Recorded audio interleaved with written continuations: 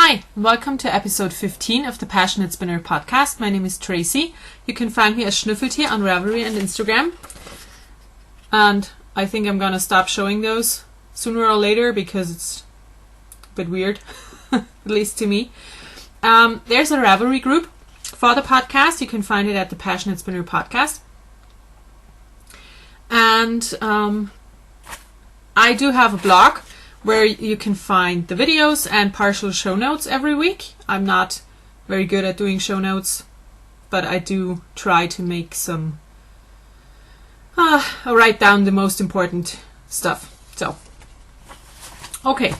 Thank you so much for being here, and I hope you enjoy this week's episode. So, what I'm wearing today is a vest that I knit some years ago. I called it Clowny because it has I knit it out of leftovers, so it has, every color in it.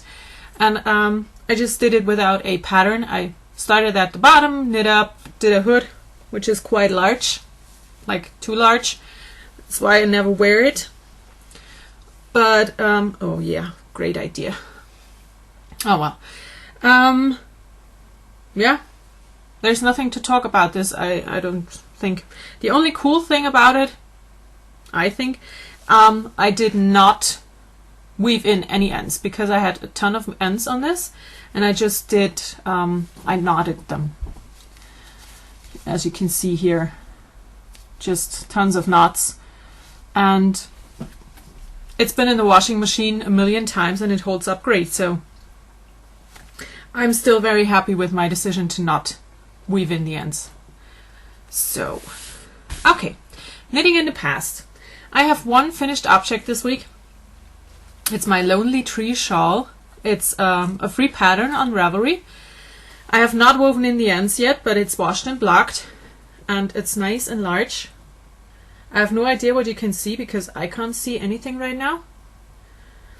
But it's not quite my wingspan, and the color is very dark, but I really, really like it. I'm gonna try and show you some of the lace pattern. I think you can see it. Maybe if I...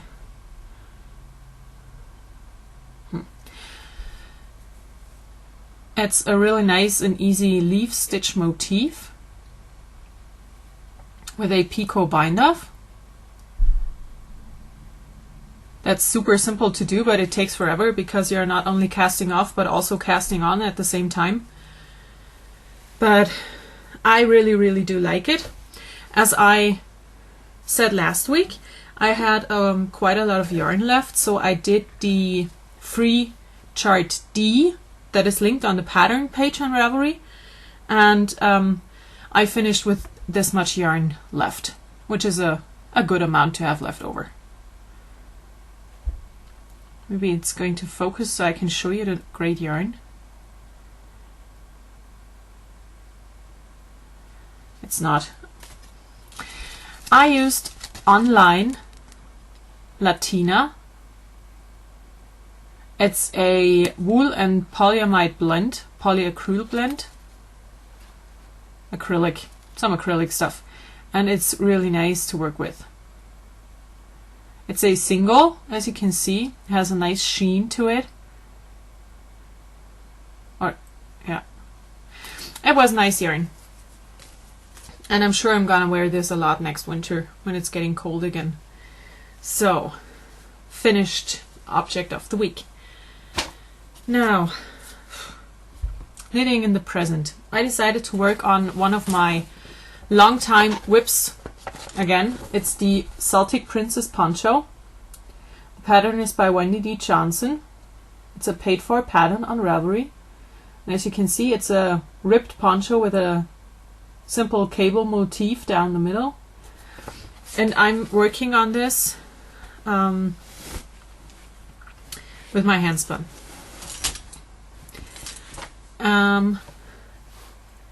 So this is what it looks so far. I can't show you really what it looks like because I have a million stitches on way too short needles. So yeah. I started out with the ribbing, with the turtleneck, then it goes into the motif, and that's what I have so far. I would say I have 10 more inches to go on the body, and then I will be done. I'm using dyer needles because I love dyer needles. They are amazing. And the yarn, like I said, is hand spun. This is the one skein I'm working on right now. It's almost gone. I have 2 more. And it's not like I got, you know, an amount of fiber to spin up, but it's all my leftovers. When I do a 2-ply and I have some left over on one bobbin, I leave it there, and once a year I ply all of those leftovers together, and I end up with crazy skeins like that. And I decided to use the crazy skeins of the last 6 years to knit this poncho. It's like everyone's knitting a Cozy Memories blanket right now. I'm knitting a Cozy Memories poncho out of handspun. And that's the only thing I'm working on right now. I really hope to finish it by Friday morning, which is 2 days from now. It's Tuesday. Because I'm going to a knitting retreat on the weekend, and I hope to have this done to use it as a jacket. Because I don't fit in any of my jackets anymore, so I'm wearing my husband's jacket, and I just would love to have some nice, cozy, own clothing to wear. We'll see how this will work, because like I said, it's a million stitches in the round. I'm not sure if I can make it. So I'm going to work monogamously on this and hope to finish it. Now, I feel like I'm rushing through knitting in the future. Like I said, I'm going to go to a retreat this weekend, so I'm going to take some socks with me, and I'm going to go back to working on my boxy, which is a sweater by Jorge Locatelli that I started. I started the first version of it, I think 3 years ago, something like that.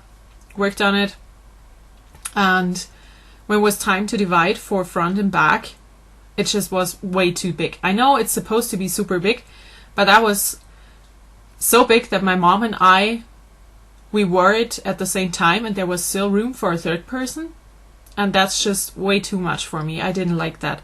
So we ripped it out, and I restarted with way fewer stitches, but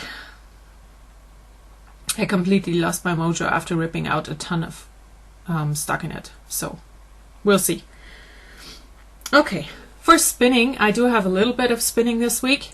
I'm still not back into my spinning mojo, but I hope this will change this weekend. So I brought only one little tiny thing that I've been working on, and it's a spindle project.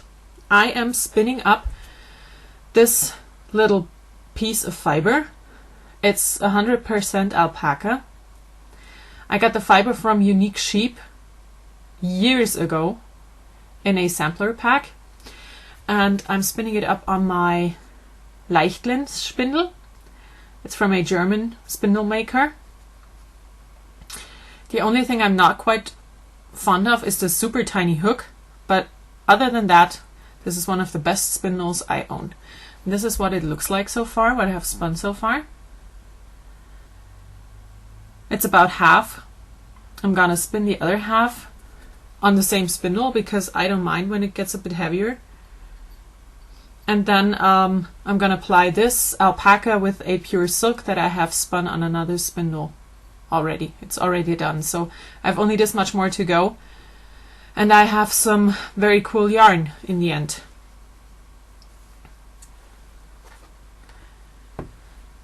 Good. Now, new stuff.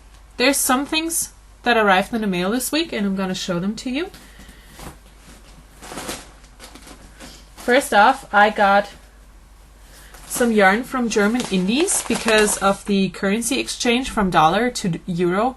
It's absolutely not worth it for me to order stuff in America or anywhere outside of the euro zone. So I decided to stay in Germany for a while and ordered yarn in Germany. This is the first skein. The dyer of this is, oh, where is it? Oh, that's different. This one is from Sockenroller. I'm not quite sure if I showed it already last week. I have a feeling I did. gonna check my show notes because I don't want to spam you with showing everything all the time. No, okay, I didn't. Great. So, it's from Sockenroller. She's a German indie. Like I said, I got all of the yarns that I'm gonna show on Davanda. And they're all the normal sock yarn put up. So 75-25. Then I got 2 skeins from Wollrad, which I've never tried before. And I'm a bit sad because it's not showing. This is a super bright turquoise with some yellows and pinks and greens. Those are showing up great, but the turquoise is just like a really, really turquoise, not that blue. And another skein from Wollrad, which looks like this. That's pretty true to color. It's a dark pink, burgundy, and green, different shades of green yarn. And then I have 2 more skeins to show, which I got from Wollträume, again from Davanda. It's this one here is turquoise with pink and gray.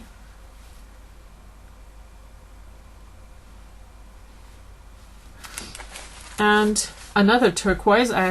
Seems like I'm on a turquoise kick, with some very bright yellow, which you can see great, some bright pink and oranges where it blended, and a teeny tiny bit of green. So I look really forward to start knitting this one up.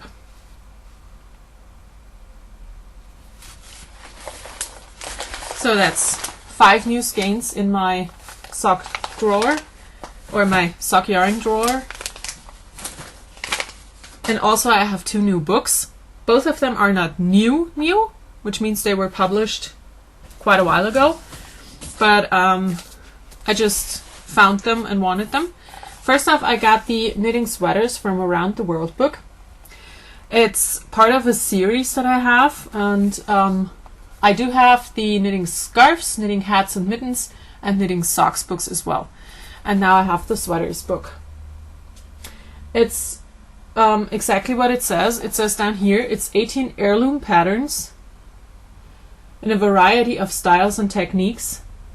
And I think there are some patterns in here that are just amazing. Some are not my type of thing, but it's more about the history of stuff for me when it goes to those books than about having patterns that are just perfect. So I think there are 3 sweaters in here that I really want to make, and 3 out of 18 is a good thing, I think. And the other book is called Creative Cables. It's a Debbie Bliss Yarn Collection sampler book style thing. I don't know how to describe it. The patterns are not all by Debbie Bliss. They are by different people, but they are all worked in Debbie Bliss Rialto yarns. So that's the one yarn that they all used. And all the patterns in here have cables, and there are really nice patterns in here, socks and sweaters and vests and stuff. And I like it. I'm very happy with the 2 books that I got, so I can recommend both of them if you like knitting sweaters and if you like cables. So, oh, that's it already for new stuff. Wow, not all right. I'm only 14 minutes in and there's almost nothing to talk about left. So, very short episode this week. Okay, Indie of the week. I decided to talk about ätherische Öle a little bit more. I have to adjust myself a bit. I finished a pair of socks from their yarn last week, and I showed it. It looked like this, if you can remember. And this is the yarn that I had used. Like I said, it's from Ätherische Öle und mehr. It's German indie that you can find on Davanda. And I just brought some stuff to show what else you can get in her shop. So, my most recent acquisition from her is this skein of yarn.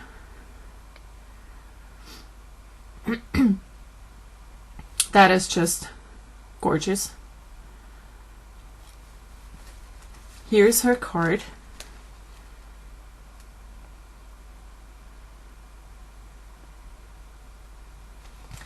It's hand-dyed sock yarn, just normal sock yarn. And the one thing that is like, I would say the most difference between American and German indie dyes is the price, because Germans do not pay that much money for their yarn. When I go to America and I see a skein of opal sock yarn for $20, I almost get a heart attack, because you get those here between 7 and 10 euros for the more expensive ones. But no one here would pay 20 euros for a skein of opal sock yarn. Never ever. So when you get a skein of hand-dyed yarn in Germany, they're mostly between 7.50 and I would say 15 euros. And those are the high twist or pure merino or silk content yarns. So yarn in Germany is way cheaper than in America. So with the exchange rate that we have right now, I highly recommend some American guys to check out German yarns, because they are great, and German shipping is really low. I think it's about 9 euros to ship a parcel that can weigh up to 1,000 grams, which, you know, you can get 7 skeins of yarn and ship them out for 9 euros. So maybe you want to try. Okay, now that skein of yarn. I also brought a braid of hand-dyed fiber, and almost all of her fiber is a superwash nylon blend. So this one here is a superwash merino and nylon blend, and it's not showing up because this here is a very bright pink, like a, you need your sunglasses to spin it bright pink. And I'm totally going to spin this into sock yarn. It looks like this. So I'm most likely just gonna split it in the middle and spin up 2 different skeins of it. I'm not sure yet, but that's one of her braids of hand spun that I wanted. Not hand spun, hand dyed spinning fiber. And then I brought a bat, because she's doing bats as well. And I'm not gonna get it out of the package. I'm just gonna open it up so you can see. I love this one. I think it's super pretty. It's 4 ounces or 3.5 ounces, 100 grams. And I don't know yet what to do with this, but I'm gonna spin it up either as singles or as a very thin yarn to do a Navajo ply with it, to keep the color progression, the gradient style thing that's going on. And it is super, super sparkly, as you can see. I look really forward to spin this up. So, Ätherische Öle und mehr. I'm gonna link her in the show notes. Maybe you want to give her a try, because I really do believe her stuff is beautiful. So, my indie of the week. She's one of my favorite dyers in Germany. Okay, now on to everything else. I have finished a lot of books this week. My cat is here. He's distracting. So, I finished 3 books this week, which is why I have not a lot of other stuff to show to you. So, I showed this book last week. It's the first book in the Abby Cooper series by Victoria Laurie. It's called Abby Cooper Psychic Eye, which is the name of the series as well. And I started this on Tuesday, finished on Thursday. Got out the second book in the series, which is called Abby Cooper Mörderische Visionen in German. The English title is Better Read or Better Read Than Dead. It's the second book of the Psychic Eye series. I started this right after I finished the first book. So I think it was... Did I finish the first book? I finished it on Friday. That's it. Then I got this one in my hands, finished it on Saturday, and decided to go ahead with the third book in the series, which is called Abby Cooper, Hilferuf aus dem Jenseits. The English title is A Vision of Murder. Started on Saturday, finished on Sunday. I just could not stop reading this book, or this series. It's amazing. I immediately went on Amazon to check out if I can get all the other books in the series, or if there are other books in the series. And it turns out there are 13 books in this series, but only the first 3 were translated to German, which means that I'm just gonna continue reading the series in English. I don't care. I want to know what's going on, and I just want to continue this series until I'm done with every single last book of it. So, what I wanted to show you with this is what I do when I have book series in my bookshelf, because I hate having to check out which book of the series it is. Is it the first one or the 5th book or whatever? So I put on little tags, as you can see, 1, 2, 3, just to know which book in the series it is. So when I walk to my bookshelf, I just have to grab the right book without having to check out online, or having to look online first to know which book it is. And also I have all of them, of course, they